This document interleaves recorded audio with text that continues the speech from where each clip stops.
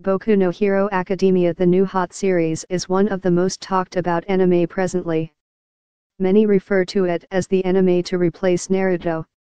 It's no surprise why people are talking so much about the series.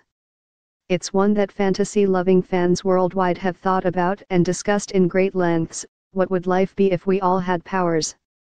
Will superheroes actually exist? How would normal jobs be affected? All these and more are common questions that have been asked when discussing the possibilities of a superpower society. Boku no Hero Academia has shown just how such a society could exist by focusing on Midoriya and his rise to becoming the best hero.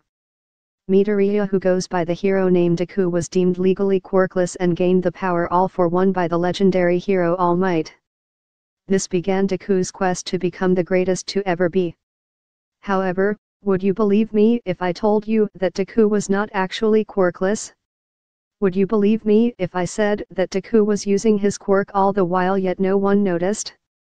Well, have a seat and get ready for this fan theory.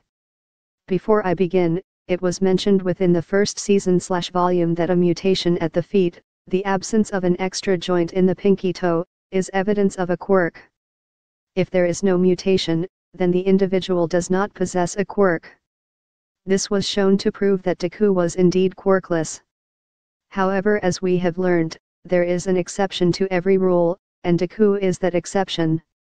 The series also mentioned that children inherit their parents' powers, or a mutation of it. Some marry to strengthen their powers, much like Endeavor did to make Todoroki. With this knowledge, let's watch Deku's parents' powers. His dad is able to breathe fire while his mother has telekinesis. Both his parents' abilities are extremely weak though and possess no real viability in combat. To simplify, their ability would be level 1 in a RPG. So where does that leave young Deku? As previously mentioned, children inherit one, both or a mutation of their parents' abilities. Using Endeavor as an example again, he fathered 4 children whom inherited either his or his wife's powers. Only Todoroki inherited both.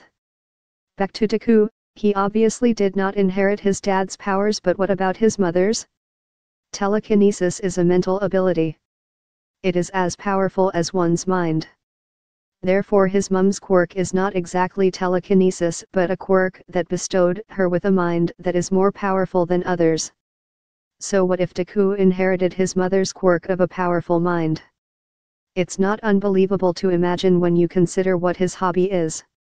Deku's hobby is being a fanboy. He loves heroes and records everything about them.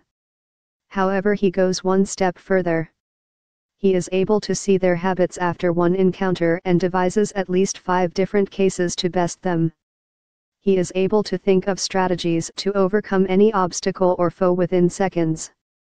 With that said, Deku was never quirkless. His quirk was a mutation of his mother's own, which made him the greatest strategist within the series. Add that to the power of All for One and Deku is without a doubt the most frightening person within the series.